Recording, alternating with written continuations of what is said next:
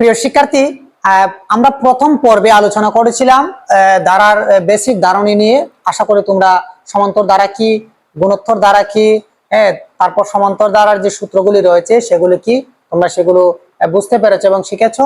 এখন আমরা সমান্তর ধারা থেকে যে সকল প্রশ্নগুলি এসে থাকে সেগুলো সমাধান করব। এখানে রয়েছে 1, 3, 5, 7। তাহলে আমরা এখানে দেখবো 1, 3, 5, 7 ধারার সাধারণ অন্তর কত। সাধারণ অন্তর আমরা এখানে কি করব, নির্ণয় করব। তাহলে এখানে যে ধারাটি রয়েছে সে ধারাটি কি ধারা আমরা এখানে লিখি। সুতরাং প্রথমে এখানে আমরা ধারাটি লিখবো 1 + 3 + 5 + 7 প্রদত্ত ধারা। এটি হচ্ছে প্রদত্ত ধারা। তাহলে প্রদত্ত ধারা হচ্ছে 1, 3, 5, 7। তাহলে এখান থেকে এখানে পার্থক্য কত? 2। এখান থেকে এখানে পার্থক্য হচ্ছে 2। এখান থেকে এখানে পার্থক্য হচ্ছে 2। তাহলে আমরা দেখতে পাচ্ছি এটি একটি সমান্তর ধারা। তাহলে সমান্তর ধারার সাধারণ অন্তর নির্ণয় করব। সাধারণ অন্তর নির্ণয়ের ক্ষেত্রে তোমাদের অবশ্যই মনে রাখতে হবে সাধারণ অন্তর হচ্ছে দ্বিতীয় পদ মাইনাস প্রথম পদ। অর্থাৎ এভাবে মনে রাখবা d = দ্বিতীয় পদ মাইনাস প্রথম পদ। অর্থাৎ সাধারণ অন্তর হচ্ছে দ্বিতীয় পদ মাইনাস প্রথম পদ। তো আমরা এখানে লিখবো প্রদত্ত ধারাটি সমান্তর ধারা। প্রদত্ত ধারাটি সমান্তর ধারা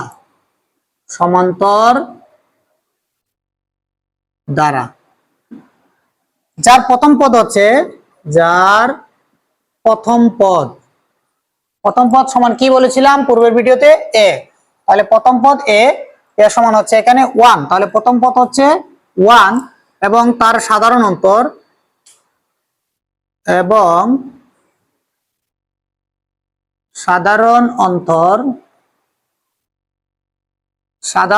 ইকুয়াল হচ্ছে d।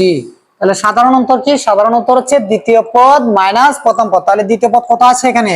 3। তাহলে 3 - 1। তাহলে এখানে কত আসে? 3 থেকে 1 বিয়োগ করলে থাকবে 2। তাহলে এটির আনসার হচ্ছে 2। অর্থাৎ প্রথম যে প্রশ্নটি রয়েছে সাধারণ অন্তর কত? সাধারণ অন্তর হচ্ছে 2। এ ধরনের সাধারণ অন্তর সংক্ষিপ্ত, তারপর তোমাদের এমসিকিউ, তারপর রচনামূলক বড় প্রশ্নে, যে কোনো প্রশ্নে কিন্তু সাধারণ অন্তর নির্ণয় আসতে পারে। তারপর যেটি রয়েছে দ্বিতীয় ধারাটি আমরা দেখব 8, তারপর রয়েছে 16, তারপর রয়েছে 24। অর্থাৎ ধারার 9তম পদ কত?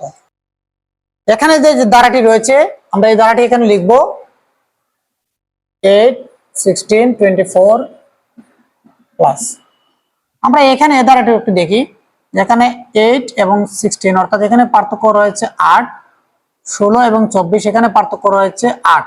তাহলে প্রত্যেকটির পার্থক্য পরপর সমান। আমরা এটিও জানি সমান্তর ধারার 9তম পদ নির্ণয় করতে হবে। তাহলে প্রদত্ত ধারাটি কি দ্বারা হবে? প্রদত্ত ধারাটি হবে সমান্তর ধারা।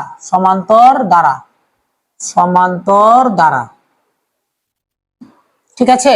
সমান্তর ধারা যার প্রথম পদ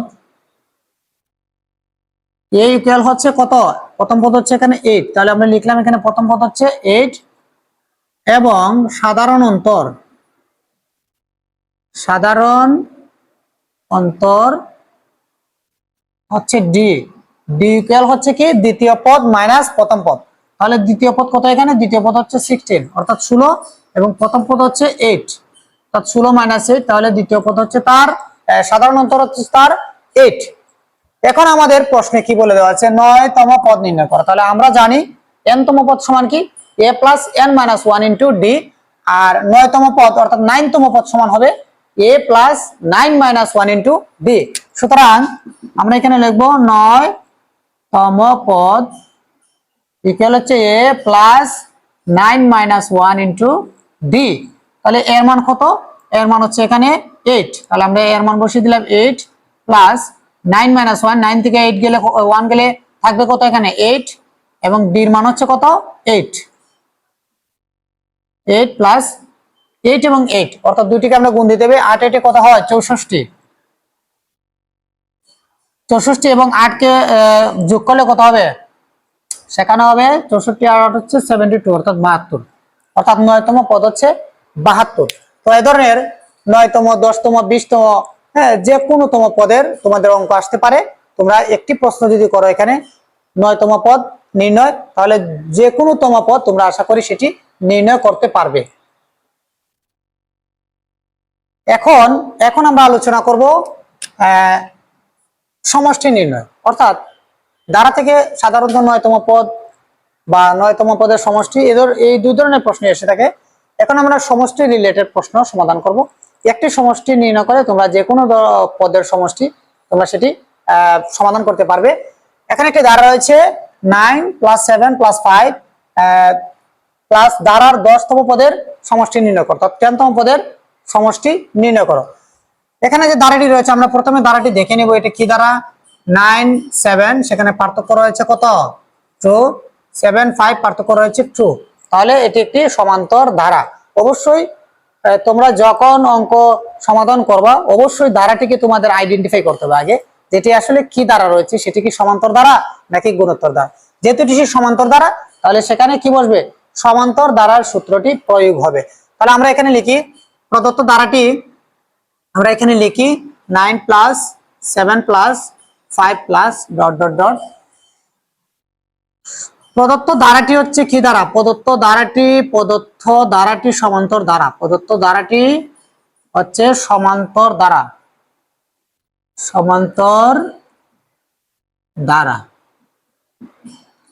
যার প্রথম পদ, অর্থাৎ সমান্তর ধারার প্রথম পদ, সমান্তর ধারার প্রথম পদ হচ্ছে এ। ইকুয়াল কত আছে এখানে? সমান্তর ধারা প্রথম পদ রয়েছে 9, আমরা বসালাম সমান্তর ধারা প্রথম পদ হচ্ছে এ ইকুয়াল হচ্ছে 9। এবং যেহেতু সমান্তর ধারা সেক্ষেত্রে আমাদের সাধারণ অন্তর বের করতে হবে, আর গুণোত্তর ধারা যখন থাকবে তখন লিখতে হবে সাধারণ অনুপাত। তাহলে সমান্তর ধারার সাধারণ অন্তর, সাধারণ অন্তরকে কি দ্বারা প্রকাশ করা হয়? ডি। তাহলে আমরা লিখলাম এখানে ডি ইকুয়াল হচ্ছে দ্বিতীয় পদ মাইনাস প্রথম পদ। তাহলে দ্বিতীয় পদ এখানে কত আছে? 7, আমরা বসালাম 7, তারপর হচ্ছে মাইনাস, তারপর হচ্ছে কি প্রথম পদ কত আছে এখানে? 9 দিয়ে দিলাম আমরা 9। এখানে রয়েছে -9 আর রয়েছে +7। আমরা জানি যে যখন আমরা যোগ অথবা বিয়োগ করি তাদের যে সাইনটি বড় থাকে সেই সাইনটি আগে বসে, অর্থাৎ এখানে প্লাস এবং মাইনাস রয়েছে। আমরা জানি প্লাসে মাইনাসে মাইনাস হয়, কিন্তু বিয়োগের ক্ষেত্রে যে সাইনটির যে সংখ্যার মানের সাইনটি বড় থাকবে সেই সাইনটি আগে বসবে। যেহেতু এখানে -9 এর আগে মাইনাস আছে এবং মাইনাস বড় সংখ্যা, সেক্ষেত্রে আমাদের এখানে দিতে হবে মাইনাস, এবং 9 থেকে 7 গেলে থাকবে এখানে 2, অর্থাৎ সাধারণ অন্তর হচ্ছে 2। অবশ্যই সেটি মনে রাখবা, অনেকে এটি ভুল করে থাকে। বড় সংখ্যার আগে যে সাইন থাকবে সেটি যোগ বিয়োগ করার পরে সেই সাইনটি কিন্তু ফলাফলে অবশিষ্ট বসে। তাহলে এখানে যদি বড়টার আগে মাইনাস আছে তাহলে আমাদের এখানে দিতে হবে কি? মাইনাস। তাহলে মাইনাস আর প্লাসে এবং মাইনাস হচ্ছে মাইনাস, অর্থাৎ 9 থেকে 7 বিয়োগ হবে, থাকবে এখানে 2। এখন আমরা নির্ণয় করব কত?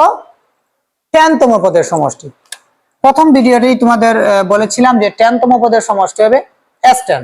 তাহলে আমরা লিখি এখানে 10তম পদের সমষ্টি। 10তম পদের সমষ্টি হচ্ছে S10। 10তম পদের সমষ্টি হচ্ছে S10। তাহলে 10তম পদের সমষ্টি আমরা এখানে নির্ণয় করব S10। তাহলে 10তম পদের সমষ্টির সূত্রটি আসলে কি? আমরা লিখি এখানে 10তম পদের সমষ্টির সূত্র। 10তম পদের সমান হচ্ছে 10/2 ইন্টু 2a প্লাস, তাহলে 10তম হলের সূত্রটি কি হবে? 10 - 1 ইন্টু d। এটি অর্থাৎ এখানে যদি n তম পদের সমষ্টি থাকতো তাহলে n/2 into 2a plus n - 1 into d। যেহেতু আমাদের 10তম পদের কথা বলা হয়েছে তাহলে 10 - 2 into 2a plus 10 - 1 into d। আমরা এখানে এই 10 কে 2 দ্বারা ভাগ করব, তাহলে এখানে আসবে কত? 5, এবং এখানে রয়েছে কত? 2। এখানে a মানে কি? প্রথম পদ। তাহলে প্রথম পদ কত? এখানে 9। তাহলে 2 ইন্টু a প্লাস 10 থেকে 1 যখন বিয়োগ হবে সেখানে থাকবে 9, আমরা বসালাম 9, তারপর ডি এর মানে এখানে আছে -2 ইনটু -2।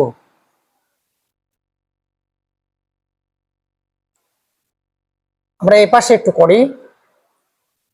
তারপর এখানে রয়েছে 5, বসালাম আমরা 5, 2 এবং 9 সেটি গুণ হবে, তাহলে 9 আর 2 গুণ করলে হবে 9 দুগুণে 18 অর্থাৎ 18।